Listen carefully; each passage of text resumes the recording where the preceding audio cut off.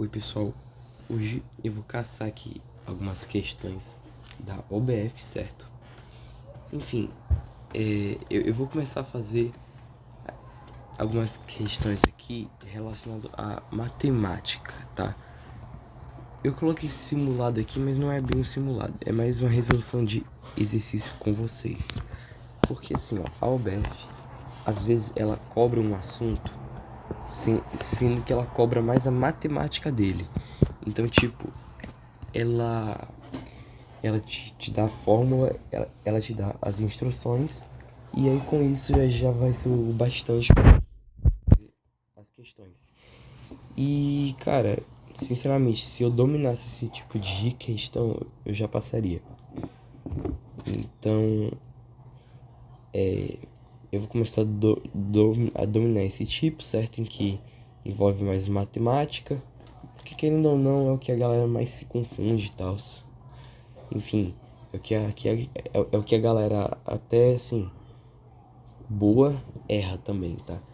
Então vamos começar com essa daqui, uma de nível 1, tá? Só pra aquecer terceira fase.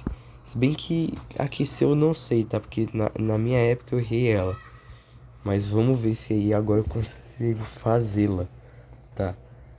Eu acho que eu quase acertei, só que eu acabei errando. Enfim, vamos ver, né? Um pixel é o menor elemento da tela de um dispositivo eletrônico digital ao qual você pode definir uma cor. Ok, vamos colocar aqui um pixel, beleza, é o menor elemento. Tá. Ele é formado por 3 subpixels que emitem luz. Legal. 3 subpixels que emitem luz. Emitem luz em diferentes intensidades. Ok. Cada uma das cores primárias, vermelho, verde e azul, com um pixel muito pequeno em distâncias típicas de observação. Nossa visão percebe como sendo um ponto de uma cor uniforme dado pela mistura das cores primárias na proporção das intensidades da luz emitida.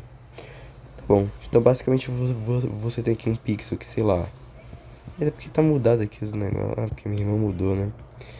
Tá, basicamente você tem aqui, ó, pixel vermelho, verde, sei lá, vermelho, verde e vamos supor que isso aqui seja azul, ó. Pronto, aqui, ó. Vermelho, verde e azul, ok? Esses três subpixels, eles formam um pixel, tá? É o que a questão quis dizer. E depende da proporção, né, das intensidades. O sistema RGB, acrônimo dado pelas iniciais vermelho, verde e azul, ok? Pode ser usado para identificar as possíveis cores emitidas por um pixel. Tá. O sistema pode ser usado para identificar as possíveis cores. Então aqui, ó, passo 0 é grifado, tá? Em geral, nesse sistema, a cor de um pixel é dada pela tripla ordenada RGB. Ok, isso aqui determina a cor. Eita, bugou aqui. A cor de um pixel é dada por isso aqui. Ok, a intensidade emitida por seus subpixels. Considere um dispositivo digital antigo, onde cada subpixel pode emitir luz em 16 intensidades, tá? Cada subpixel, ok. Onde a intensidade indica que o subpixel... a intensidade 0 indica que o subpixel não emite luz, está apagado. E a intensidade 15 que ele está emitindo luz na intensidade máxima. No modelo RGB, a cor 0006 preta. Calma, o que é isso? Acho que tem um erro de digitação aqui, ó. No modelo RGB, cor 0006 preta. Eu acho que aqui era pra ser preta. E a cor, isso aqui é a cor vermelha mais intensa. Ok. Ele só deu um exemplo aqui, né, pra, enfim, que ele explicou aqui, ok. Qual é a tripla RGB se refere à cor amarela mais intensa? Bom, Cara, vamos lá. O amarelo. Aí é que tá, né? O amarelo, ele é formado por azul e verde, ó. Se você ver aqui. Ô, gente, então, tipo assim.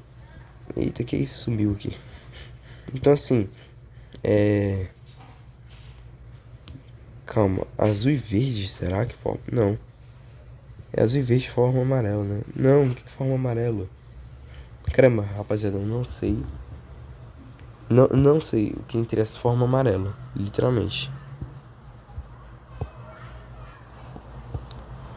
Oxi, eu sei como é que forma o verde, né? Mas eu não sei. Calma aí, eu não entendi por que que o verde. Ele é.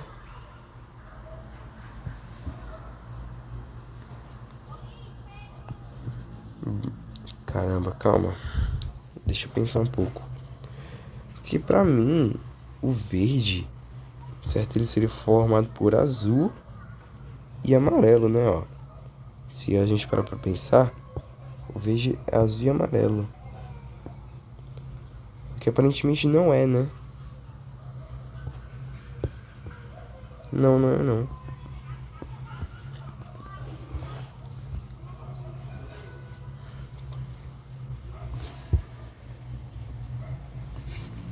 Calma lá, rapaziada. Um momento burrice aqui. Vamos ver. Vermelho. Tem que testar as cores agora porque eu faltei as aulas de arte básica. Mas como é que forma amarelo? Que eu não sei como é que forma amarelo, de verdade.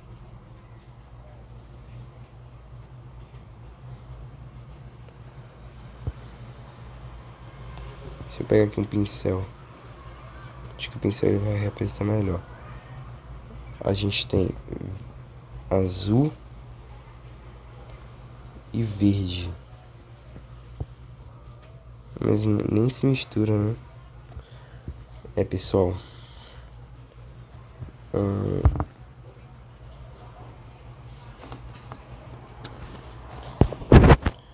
Tá, ok.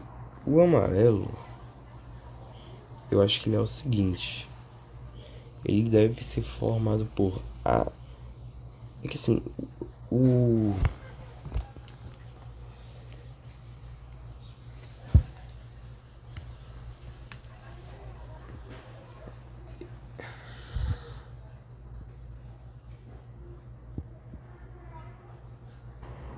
Enfim, galera, dei um corte aqui, ó. Mas basicamente, vamos lá. O verde em si, ele é formado por azul mais amarelo, ok?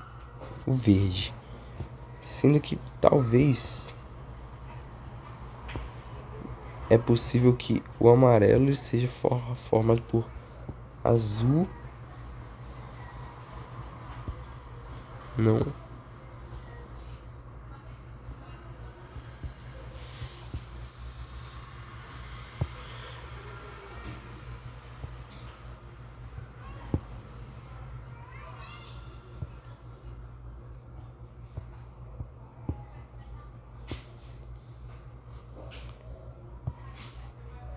Bicho, sério, eu odeio o BF, mano.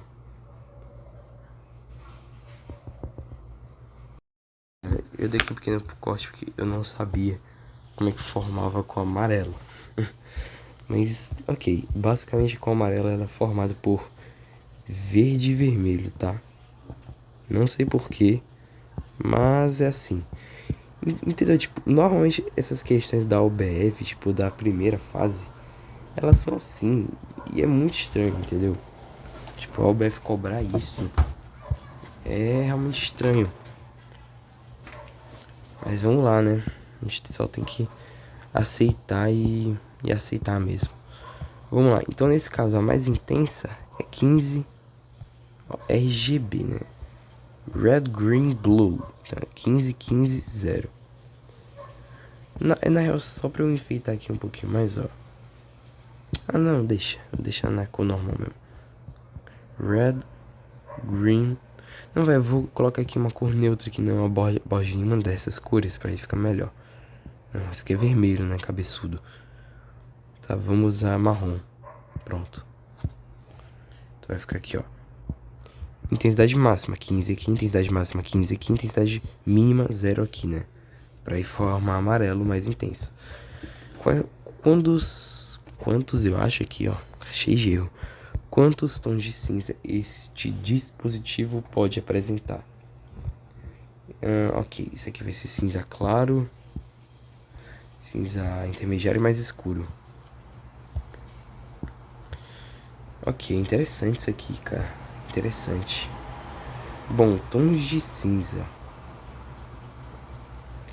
A gente sabe que a cor 000 é preta, ok? A cor 000 é preta. Sendo que eu não quero uma cor preta, eu quero uma cor cinza. Tá, mas a cor cinza.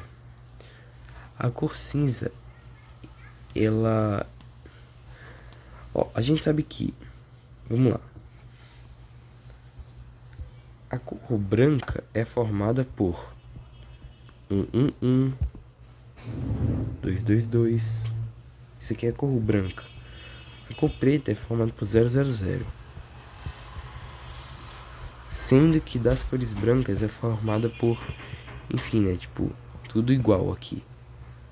Ok. Então, nesse caso... Eu teria que fazer uma junção entre o total preto com o total branco.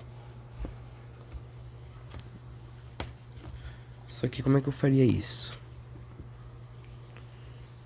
Aí é que tá.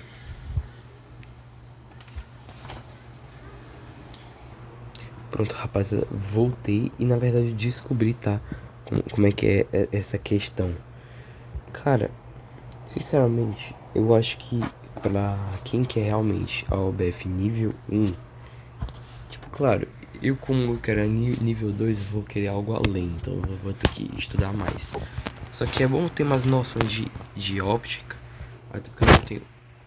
Oxi, que isso? Enfim, até porque eu não tenho nenhuma. Então, realmente era bom ter, certo? Ou senão eu iria na lógica. Tipo, qual é a lógica dessa questão? Vamos lá. Bom, a lógica dela é a seguinte. Aqui ele fala da cor amarela mais intensa, certo? Ok, perfeito. Isso aqui tá correto mesmo, tá? Eu vim no gabarito aqui. E o que eu fiz aqui também tá correto, tá? Vai do 1, 2, 2, 2, 3, 6, 3 até o 14. Então são 14 tons de cinza, tá realmente correto também. Ok, agora eu vou explicar como é que isso aqui funciona. Ó, basicamente é o seguinte, eita. Ó, basicamente o preto ele é formado pelas cores 0, 0, 0. E o branco ele é formado pelas cores 15, 15, 15. É só você pensar comigo. O preto é a ausência de todas as cores, todas. É o tipo assim, seria o cinza mais escuro que existe aqui, ó, o cinza mais escurão, tá ligado? Nesse cinza mais escurão aqui, muito, nossa senhora, assim, um cinza que é preto.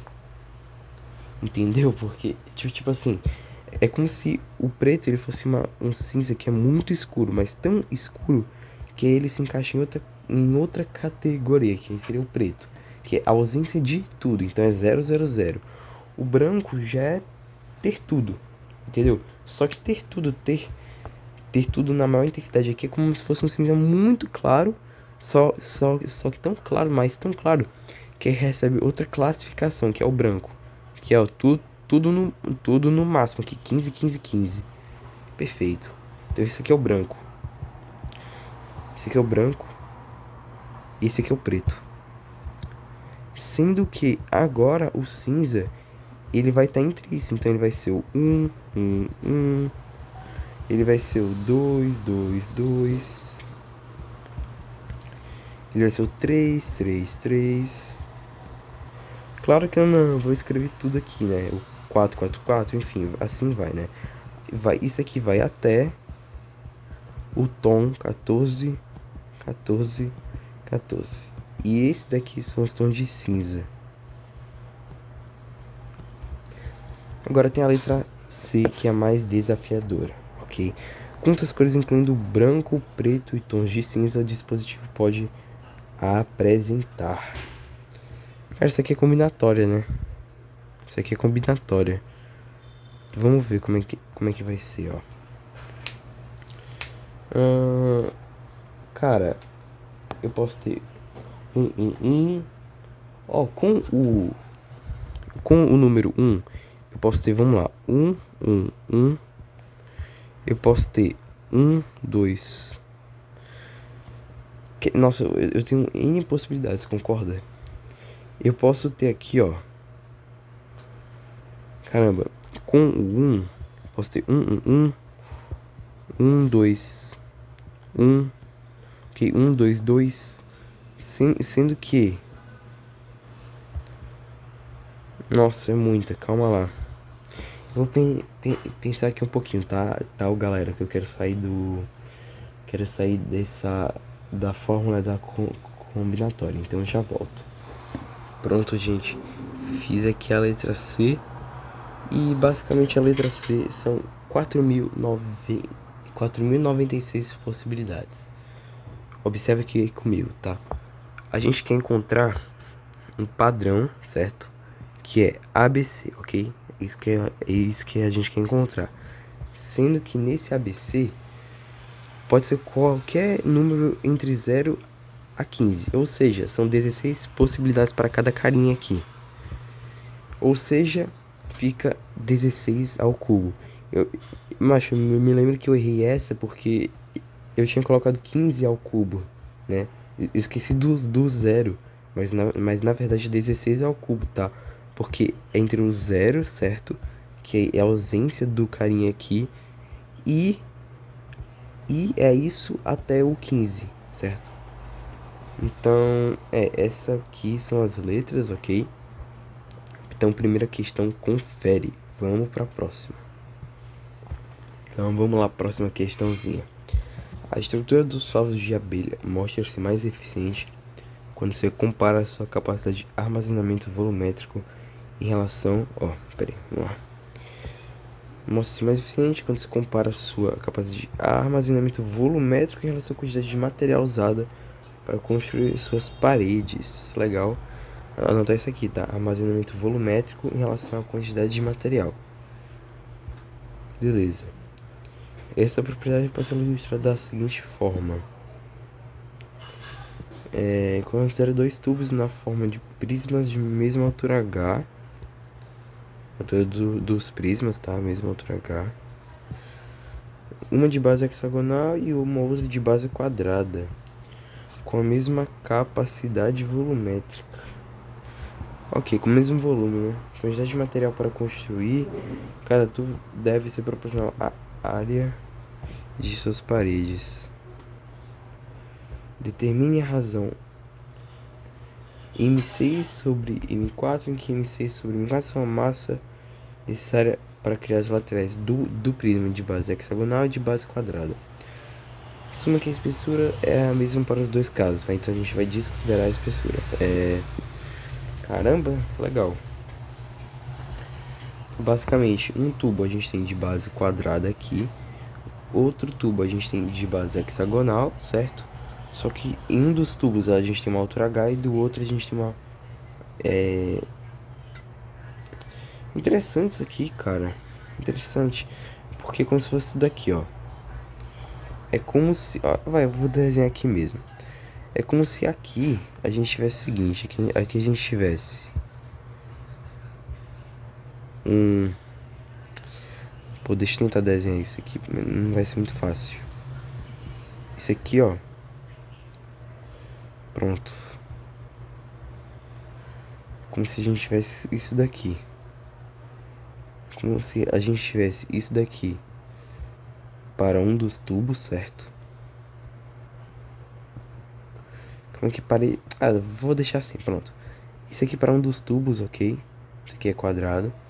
Beleza? Esse aqui é o de base quadrada. E tem um de base hexagonal que eu não sei se eu vou conseguir fazer, mas é basicamente isso daqui. Então a gente faz aqui um tubo agora, só que de base hexagonal. Então aqui, ó. aqui, aqui, de base hexagonal, beleza? Mesmo formato pra cá, ó, aqui, enfim, o mesmo formato, tá? Hexagonal aqui, mas é basicamente isso, ó, pronto, foi formado, certo? É como se a gente tivesse isso daqui, isso aqui é o mesmo H, tá? Pra ambos, e além do mesmo H, a gente tem o mesmo volume. Caramba, mas isso daqui é o que tá ficando interessante, tá? Bom, se a gente tem o mesmo volume, então vamos ver, né? Olha, quer falar aqui pra criança. Ah, entendi, rapaziada. Ó, pra a gente comparar a massa, certo? Ó, a capacidade em relação à quantidade de material. A quantidade de material, ela seria a nossa máxima, a nossa massa, certo? Ok. Só que aí vamos lá. O volume, a princípio, ele é igual, certo? O volume, a princípio, ele é igual. Ó, com a mesma capacidade volumétrica. Deixa claro isso, ó. Com a mesma capacidade volumétrica. O volume aqui é igual.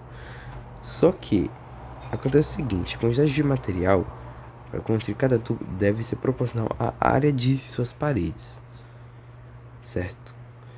Então, acontece o seguinte: acontece que o volume é igual só que a área das paredes não é igual. Então, a gente vai ter que calcular essa área, ok? Agora vamos ver como é que se calcula isso. Bom, é o seguinte, ó. Eu vou fazer aqui um corte e eu volto com a solução pronta. Pessoal, enfim, eu fui fazer aqui algumas coisas, né? Mas acabei que eu voltei pra essa questão, né? Porque tenho que terminar a gravação, né? Enfim, cara, essa questão aqui é muito boa, tá? Eu fiquei um tempinho nela, acho que uns 15 minutos, tipo, pra uma da UBF do nível 1. Não, eu acho que uns 20 minutos, vai, 25, não sei. Só sei que ela é muito boa. E, enfim, eu vou explicar aqui agora, né? Ele falou que a chave dessa questão é perceber o que ele falou, porque é basicamente interpretação matemática. Ele falou que o armazenamento volumétrico é igual, tá? Ele falou que a capacidade volumétrica é a mesma, ó, a mesma capacidade volumétrica. Ok, ele disse isso. Se ele disse que é a mesma capacidade volumétrica, então a gente iguala volume 6 com volume 4, certo? Que é o volume desse carinha aqui com o volume desse carinha aqui. Esse aqui é o com a base quadrada e esse aqui é com a base hexagonal, tá? Vai dar isso daqui, A6 é igual a 4. Então a gente tem essa relação, ó, certo? Essa aqui é a nossa relação entre L sobre L, ok? Eita, aqui, ó. Aqui é a nossa relação entre Lzinho sobre Lzão. Beleza, certo? Aqui eu só fiz uma matemáticazinha básica, tá? Eu fiz o seguinte, igualei os volumes, que é o que ele pediu, tá? E essa era a primeira sacada. E eu falei que a 6 e a 4 eram essas áreas aqui, ó. Essa daqui, a área desse quadrado aqui é a 4, ok? A 4 e a área desse carinha aqui, ó, aí é a 6. Ok? Então, a gente encontra essa relação aqui. Beleza. Com essa relação, a gente vai querer, no passo 2, determinar a área das paredes. Só que a área das paredes, ela é proporcional à massa. Então, a área das paredes, ela seria nesse estilo aqui, ó.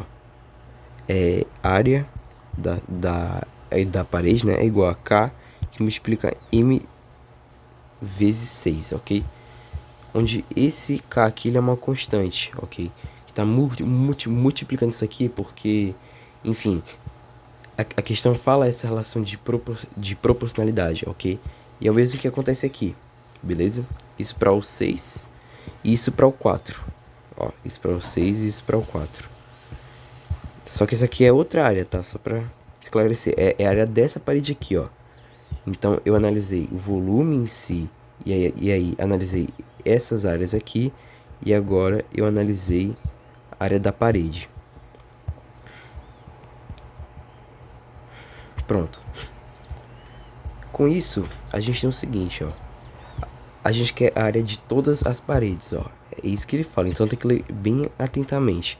Ele fala, ó. A quantidade de material para construir cada tubo deve ser proporcional à área de suas paredes.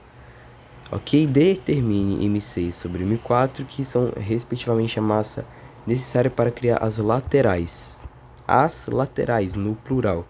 Então, quantas são as minhas laterais desse carinha aqui, ó? Desse carinha aqui.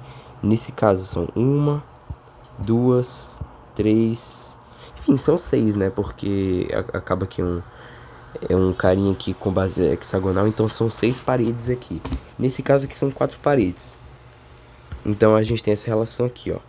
Certo? Sendo isso aqui total de paredes. Total de paredes. Só que é área de total de paredes. Dá isso daqui, ó.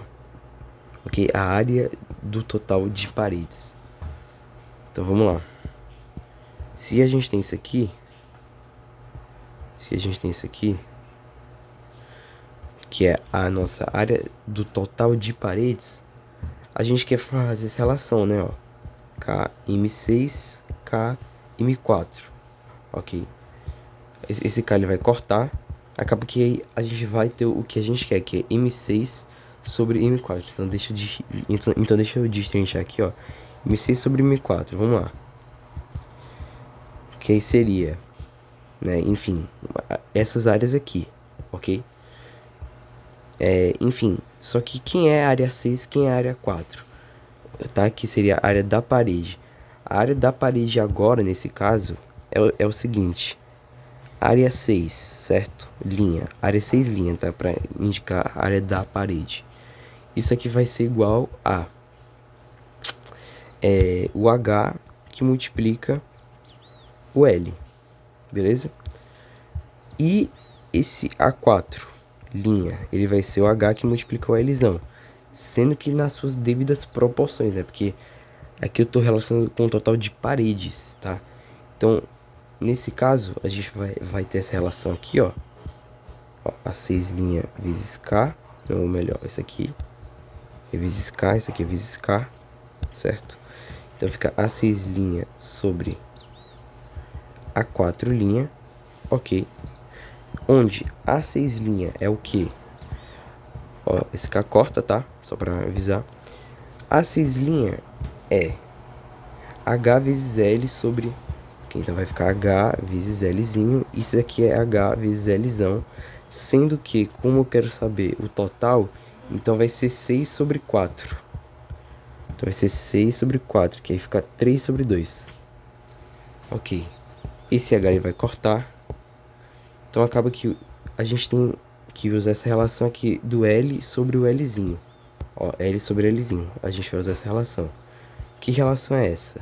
É raiz de 2. Deixa eu tirar aqui. Vai ficar raiz de 2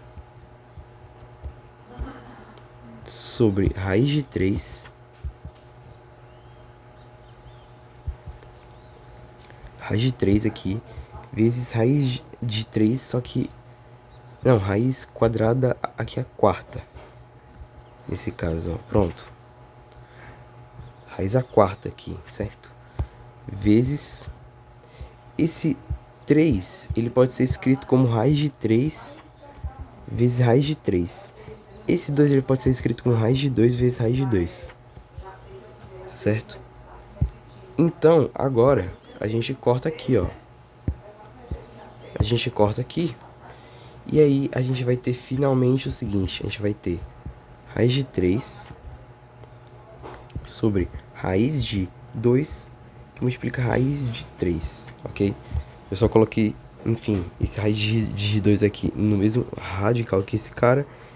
E, enfim, né, como ele tem raiz a quarta aqui, coloquei um raiz de 3 aqui. Então fica sendo esse o resultado, tá? Cara, que questão boa, viu? Enfim, pura matemática, tá? E cada vez mais tá sendo cobrado esse tipo de problema, né? Inclusive essa questão que ela é até que recente, é de 2016. E a última que a gente fez foi de 2024, né? Então tá bem recente essas questões aí, certo? Que é só matemática, puramente matemática. E vamos que vamos, né? Vou fazer mais uma ou mais duas aqui. Já volto. Ok, pessoal, então para finalizar aqui com essa questão, tá? Talvez na próxima eu traga essa daqui, mas essa daqui ela é realmente pura interpretação em matemática. Essa aqui também, mas ela envolve umas coisas mais interessantes. E é o que eu quero fazer agora, entende? Então no próximo vídeo eu já faço aqui outras questões, tá? Mas eu acho que 3 questões aqui já é uma boa quantidade para um primeiro vídeo sobre esse assunto. Então, ó. Tá, acontece o seguinte. Tá, aqui. Eita, peraí, que aqui não é 16 não. Peraí, que eu errei. Aqui é... Espera um pouquinho. 2 vezes 1.4 vezes 8. Isso aqui é 22. Ok, isso aqui é 22.4. Pronto, vamos lá. Letra... Ó, questão 6. Sondas espaciais movidas a velas solares utilizam a pressão, que aí seria força por unidade diária, da luz solar para a propulsão. Quando um fóton, partícula de luz, colide com um objeto, ele exerce uma pequena força sobre ele. Em uma vela solar, os milhares de bilhões de fótons que formam um feixe de luz colidem com a superfície refletora da vela, empurrando o ar. Quando o feixe de intensidade I incide perpendicularmente em uma vela perfeitamente refletora de área A, a força de radiação Fr é dada por essa formulinha aqui, beleza? Onde C é a velocidade da luz no vácuo. Ele considere uma onda com área isso aqui, ok? A vela solar tem essa área perfeitamente refletora, onde os raios solares em uma região do espaço, tá? O impulso é esse carinha aqui. Ele quer que determine letra A, força da radiação, letra B, os análogos na proporção, ok. Aqui a letra B ele já está considerando a vela solar análoga à proporção de uma vela barco. E a letra C ela está falando como a orientação da vela influencia sobre a força de radiação exercida sobre ela. Ok, vamos lá. Vamos começar. Primeiro a letra A é só fazer a conta, né? Aplicar aqui na fórmula e dar isso daqui. Ok, essa é a letra A. Beleza, então a letra A tá feita. Letra B, vamos lá. Ele quer saber aqui o análogo. Ok, no caso 1 aqui, ok. No caso onde a gente tem realmente uma sonda espacial, certo? Com movida a velas solares. A gente tem a luz incidindo aqui, onde essa luz ela é um conjunto de fótons, tá? Conjunto de fótons é o que caracteriza essa luz. Sendo que, quando a gente tem um barco aqui, certo? Quando a gente tem... Deixa eu só desenhar um barquinho aqui. Quando a gente tem um barco... Tá, eu acho que não ficou muito bom esse barco. Mas enfim, um barco aqui, ó. Vamos supor que essa aqui é a vela do nosso barco. Que tá meio horrível, né? Mas enfim. Nesse barco, a gente tem um vento, certo? Um ar, que é um conjunto de partículas. Então, o vento, ele é como se fosse a luz, ok? E as partículas de ar é como se fossem os fótons aqui, entende? Onde a luz é o conjunto dessas partículas que é o vento, certo? E, enfim, né? É basicamente isso, tá? Então, o conjunto de partículas é o vento, né, que seria o feixe de luz, certo? Então, o vento é o feixe de luz e os fótons é as partículas, né? Que em conjunto formam o vento. Beleza. Como a orientação da vela influencia sobre a força de radiação exercida sobre ela? Em qual orientação máxima e qual orientação mínima? Ó, vamos pegar aqui dois casos extremos, tá? Bora destrinchar isso aqui. No primeiro caso, a gente tem um caso, ó, que tá passando aqui, ó. Ó. Tá passando aqui, ó. Vamos supor que aí o nosso coisa de incidência é desse tipo aqui, ó. Tá? Sem curvaturas nenhuma, ok? Porque a gente só tá considerando o ponto de incidência, então vamos supor reto mesmo, tá? Vamos supor que o meu ângulo de incidência é paralelo aqui, tá? Então isso aqui é paralelo, certo? Se isso aqui é paralelo, então a minha força mínima é zero quando as minhas retas são paralelas. Ou seja, meio que a minha força, ela, assim, vamos supor, né, que aí aqui é o eixo zero, sei lá. É o eixo de 0 graus, ó, aqui, ó. Aqui é o eixo de 0 graus. Deixa eu fazer aqui o ciclo. Pronto. Nossa, que é isso? Calma, deixa eu voltar aqui. Esse daqui é meu eixo zero, ó. Ok? Aqui é o meu zero. E aí, literalmente aqui, ó, a minha incidência sendo aqui, é minha incidência mínima, ok? Ok, então é como se eu não tivesse realmente uma inclinação entre esses caras, entende? Porque eles são paralelos. Então olha como é que então olha como a orientação afeta. Realmente, se esses carinhas aqui eles forem paralelos, aí afeta, né? Se eles forem um pouquinho inclinados assim, ó, um pouquinho inclinados, só que mais inclinados assim, aí acaba que é uma mescla entre esses dois casos, entende? Qual é o outro caso extremo onde minha força é máxima? Meu outro caso extremo onde minha força é máxima é onde a gente tem aqui, ó, uma incidência perpendicular, certo? Que a gente tem uma incidência perpendicular. Então, quando a gente tem uma incidência perpendicular, a minha força é máxima, 90 graus, certo? Em relação aqui, e aqui 0 graus em relação aqui, beleza? Quando tá em relação a 0 graus. Então é basicamente isso, tá?